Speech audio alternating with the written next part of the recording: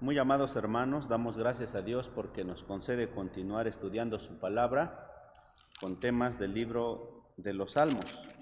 Y en esta tarde vamos a meditar en la palabra de Dios en el Salmo 5. Daré lectura a algunos versículos que dice: Escucha, oh Jehová, mis palabras, considera la meditación mía. Está atento a la voz de mi clamor, Rey mío y Dios mío, porque a ti oraré, oh Jehová. De mañana oirás mi voz, de mañana me presentaré a ti y esperaré. Amén. El tema de esta ocasión dice plegarias o peticiones de una oración matutina. Es una oración matutina por lo que dice el versículo 3, oh Jehová, de mañana oirás mi voz, de mañana me presentaré a ti y esperaré. Recordemos, hermanos, cuán indispensable es estar en comunión con Dios a través de la oración de un modo personal, buscando un espacio de tiempo y estar a solas con nuestro Dios orando, de mañana o de tarde, de noche o en algún otro momento. Porque nuestra vida cristiana depende de la oración. Un pastor me decía, debes depender de la oración. Yo vivo, decía, por la oración, vivo de la oración. Constantemente estoy rogando, estoy pidiendo. Y así, hermanos, nosotros debemos hacerlo también en nuestra vida diaria como cristianos. De este Salmo 5 vamos a aprender tres cosas principales. Primero, cómo acercarnos a Dios. Segundo, una petición importante que hace el salmista a Dios es que lo guarde de maldad. Y el tercer punto es que Dios lo guíe en su camino. Son de estos tres puntos de los cuales vamos a meditar. En primer lugar, la forma en cómo acercarnos a Dios. Debemos tener en cuenta siempre esto, hermanos, porque es muy importante el cómo nos acercamos al Dios vivo y verdadero. Dice los versículos 1 y 2, escucha, oh Jehová, mis palabras, considera la meditación mía. Está atento a la voz de mi clamor, Rey mío y Dios mío, porque a ti oraré. David implora a Dios, ruega a Dios, atienda a su oración y atienda a su oración conforme a su voluntad, es decir, conforme a la voluntad de Dios. Por esta frase que dice, está atento a la voz de mi clamor, Rey mío y Dios mío. De esta manera se acerca David a Dios como su rey. Pongan atención en la frase Rey mío y Dios mío. La frase Rey mío nos enseña, hermanos, que David se acerca a Dios reconociendo que Él es Rey de su vida. Es un Rey soberano y que hace conforme a su voluntad en la vida del salmista. Un Rey gobierna.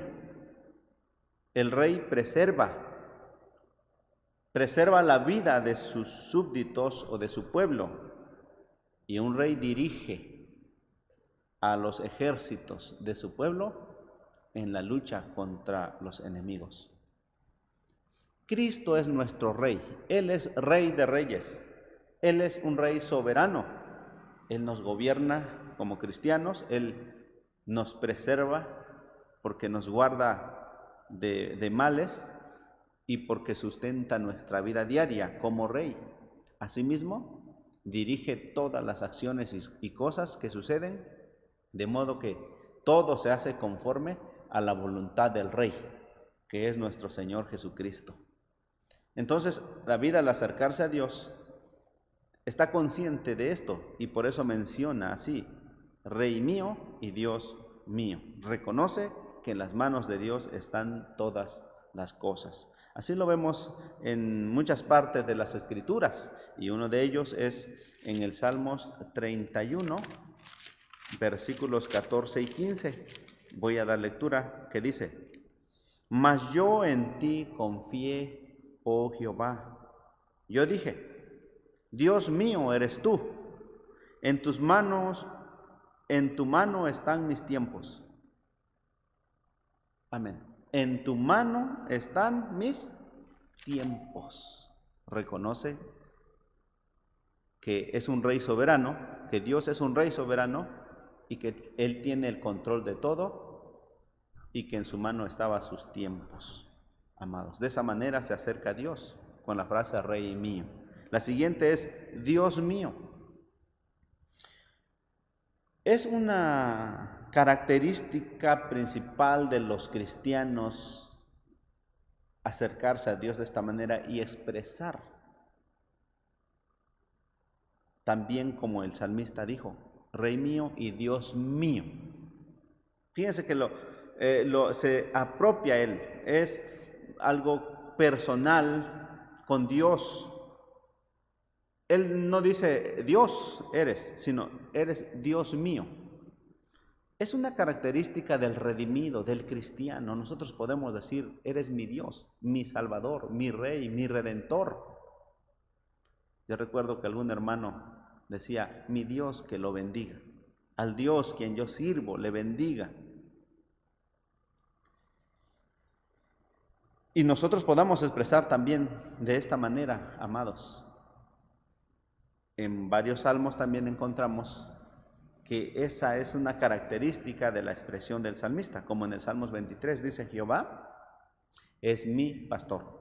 No dice Jehová es el pastor que hace esto o aquello, sino dice Jehová es mi pastor y nada me faltará. En el Salmos 18 también encontramos algo paralelo a esto y dice de esta manera, amarte, oh Jehová, fortaleza mía, Jehová, roca mía y castillo mío y mi libertador. Dios mío, fuerte mío, en él confiaré. Escudo mío y el cuerno de mi salud, mi refugio. ¿Cuántas veces encontramos la palabra mío? Por eso es que el rey David, en medio de muchos problemas y dificultades que pasó en su vida, confiaba en el Señor. Se acercaba a Dios y confiaba que Dios estaba con él para socorrerlo, para confortarlo, para guiarlo. Él confiaba que Dios estaba muy cerca de él, y así era, y así es, por cuanto esa es la promesa de nuestro Señor, que Él es nuestro escudo, que Él es nuestro galardón, que Él está con nosotros todos los días, que Él nos guarda, y esa debe ser nuestra confianza. Cuando David se acerca a Dios, suplica e implora, y también dice que espera con paciencia. Las Escrituras nos dice, hermanos, que nosotros debemos tomar el ejemplo del labrador que espera con paciencia la lluvia temprana y tardía, porque Dios tiene tiempo para dar respuesta a nuestras peticiones, hermanos, porque Él es el Padre amante, tierno, amoroso, bondadoso y justo, el cual oye la oración de sus hijos y envía respuesta. Envía una respuesta no cuando usted quiera, ni como usted quiere, sino una respuesta cuando Él quiera, porque Él tiene el tiempo perfecto y conforme Él quiere, porque Él conoce nuestras necesidades. Él conoce más allá de lo que nosotros conocemos o vemos. Dice el Salmo así, oh Jehová, de mañana oirás mi voz, de mañana me presentaré a ti y esperaré. Me presentaré a ti y esperaré. Hemos estado pidiendo al Señor, sane nuestra tierra, sane nuestro pueblo, sane la iglesia, sane a los enfermos. Es nuestra súplica y ahora debemos esperar la respuesta de Dios, porque todo se hace conforme a su voluntad, amados hermanos. Siguiendo con los versículos del Salmo 5, encontramos la petición que hace el salmista a Dios. Vimos primero cómo se acercó a Dios y lo segundo es la petición que hace. Los versículos 4 al 6 nos dicen que el salmista implora a Dios lo guarde de maldad. Dice los versículos, porque tú no eres un Dios que ame la maldad. El malo no habitará junto a ti, no estarán los insensatos delante de tus ojos. Aborreces a todos los que obran iniquidad, destruirás a los que hablan mentira, al hombre de sangres y de engaño abominará Jehová. ¿Por qué implora que Dios lo guarde de maldad? Porque él quiere estar ante la presencia de Dios, él quiere disfrutar la presencia de Dios, él quiere disfrutar del favor de Dios, él quiere continuar en esa comunión constante con Dios. Y él está consciente de que el malo no puede estar ante la presencia de Dios. El insensato no puede estar delante de los ojos de Dios. Porque Dios aborrece la iniquidad, aborrece la maldad. Y él reconoce que es un ser pecador. Por eso implora al Señor que lo guarde de pecar. Si él se presenta a Dios de mañana, implora a Dios que lo guarde de pecar durante el día, que lo guarde de maldad durante el día, porque cuando amanece y comenzamos nuestras actividades, nos relacionamos con muchas personas y se presentan muchos asuntos y circunstancias, a veces de tal manera que nos involucran en ciertas cosas desagradables ante Dios. ¿Cuántas cosas suceden en un día, hermanos? Pero el salmista de mañana dice, Señor, guárdame en este día, guárdame de maldades, guárdame de pecar, líbrame, quiero llevar una vida limpia de pecados delante de ti. Esa es la súplica que él tiene. Yo no sé qué pide usted cuando amanece, qué pide usted de mañana al Señor, pero una de las peticiones importantes que debemos implorar a Dios todos los días es que Él nos guarde de caer en tentación, nos guarde de maldades, nos guarde de actuar mal y que nos ayude a vivir conforme a su voluntad. Él estaba consciente que Dios aborrece el pecado y que el Hijo de Dios debe seguir el ejemplo del Padre Celestial, también aborreciendo el pecado.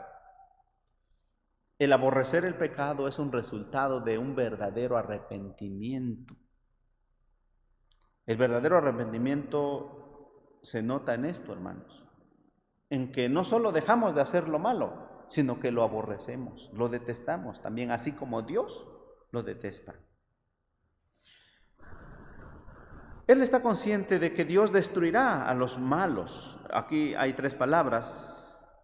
Y dice, aborreces a los que obran iniquidad, destruirás a los que obran mentira, y al hombre de sangres y de engaño abominará Jehová. Entonces está la palabra destruirás, aborreces, abominas a los malvados. Y él no quiere ser un hombre abominable ante Dios, sino un hombre acepto ante Dios. Recordemos que la palabra dice que él fue un hombre conforme al corazón de Dios, pues imploraba que Dios lo guarde de maldad.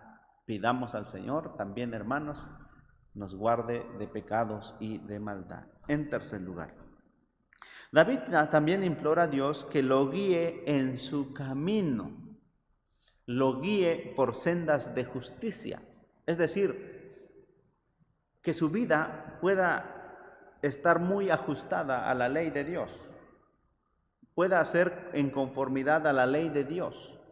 Es algo que a él le preocupaba, llevar una vida conforme a la palabra del Señor, porque la palabra del Señor es la voluntad del Señor. Él implora que Dios lo guíe en su camino. Dice el versículo así, versículo 8. Guíame, Jehová, en tu justicia, a causa de mis enemigos. Guíame, Jehová, en tu justicia, es decir, en tu camino, en tu regla, en tu ley. Eso es tu justicia. Guíame en tu justicia. Eso implora él. Y luego dice el versículo, a causa de mis enemigos. Endereza delante de mí tu camino. Dice él, a causa de mis enemigos. ¿Por qué dice a causa de mis enemigos? porque los enemigos provocan a ira.